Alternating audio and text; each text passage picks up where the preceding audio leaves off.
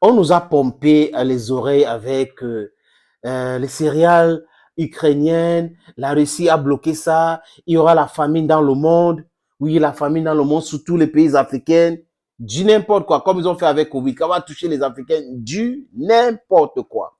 Et on a vu que quand ils ont signé cet accord, les céréales allaient où? Dans les ports britanniques, français, européens. Ce n'est pas dans les pays africains. Hein. Les pays africains demandent les engrais. Les engrais, nous avons les terres arides. Donc, ils mettent le monde entier la famine. Juste pourquoi, les amis? Parce que ça concerne les Américains. Ce sont les Américains qui gèrent ce secteur-là en Ukraine. Ils ont tout acheté. Les fermiers ukrainiens ont été mis en difficulté par ces grosses structures américaines qui ont acheté cette part de l'agriculture ukrainienne. Donc, c'est les Américains qui gèrent les céréales ukrainiennes. C'est un business américain. C'est pour cette raison que ils ont tout fait pour qu'il y ait cet accord. Si c'était pas un truc américain, si c'était une société russe qui gérait cela, les amis, c'est qu'ils ont arrêté ça depuis longtemps. Mais comme c'est leur intérêt, ils ne veulent pas se mettre en difficulté ou mettre les financiers de leurs différentes campagnes en difficulté. Donc, ils sont obligés de trouver des pirouettes pour régler certains de ces problèmes-là. Non, l'agriculture n'est pas compris dans nos trains de sanctions parce qu'ils savent que la Russie va bloquer.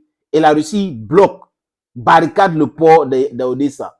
Les bateaux n'entrent pas, les bateaux ne sortent. Parce que Erdogan avait réfléchi avec les Nations Unies pour signer ces accords. Les Russes avaient accepté, tout en sachant que ces gens ne sont pas sérieux. Et Poutine a dit clairement que la Russie a respecté sa part du deal.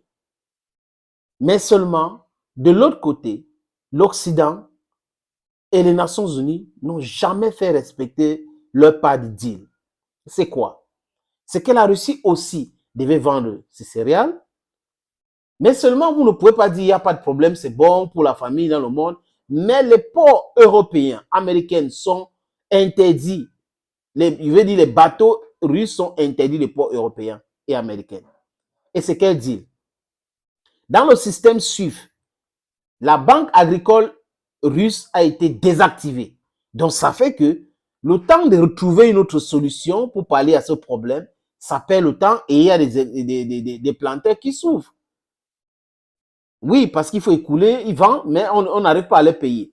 Et la Russie avait insisté pour qu'on reconnecte certaines banques qui gèrent, qui sont dans ce secteur de l'agriculture, dans le système SWIFT.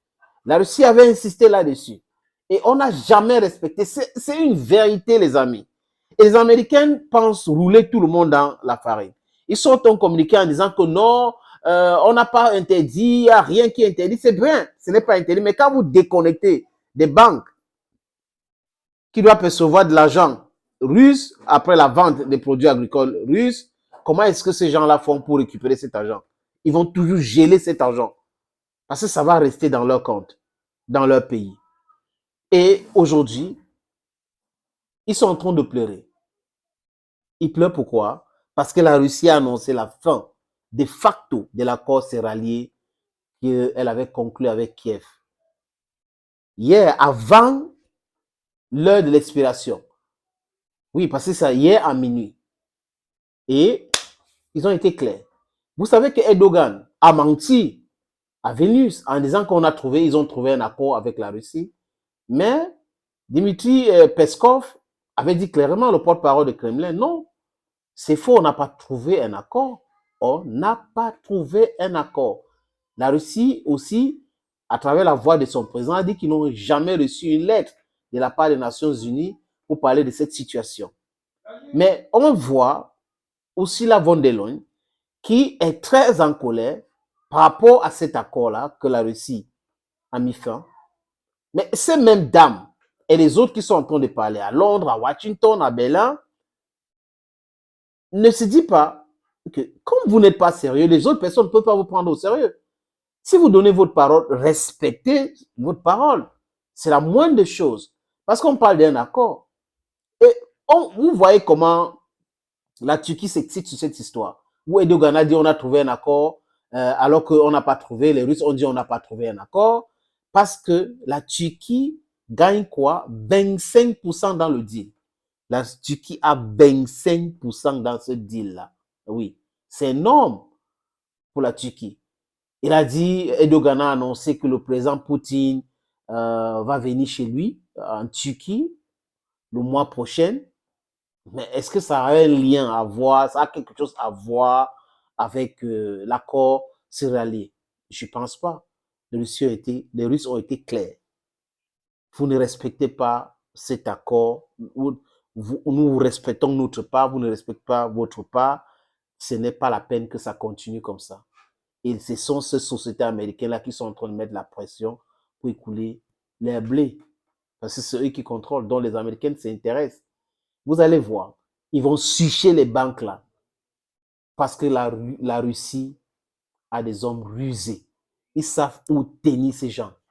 C'est comme ça. C'est un dieu à cuivre, Vladimir Poutine. Et c'est un gros morceau, la Russie. Ce morceau-là est difficile à avaler. Et ils ont des voies et moyens pour mettre la pression sur ces gens-là, les amis. Thank you, friends, for watching this video. Bye-bye for now. Subscribe if you can, please. Like, comment. Debate is always very important, especially constructive debate. We should be constructive. They're asking themselves, why did Russia put an end to the wheat accord they signed? Turkey, Russia, and United Nations with Kiev. The reasons are there. They are not respecting their own part of the deal. The Russians are respecting theirs. And automatically the Russians just said, end of the story, we're not continuing it. The Turkish president said he's going to send his Minister of Foreign Affairs to meet with the Russian Minister of Foreign Affairs to try to broker a deal to see how things can move forward.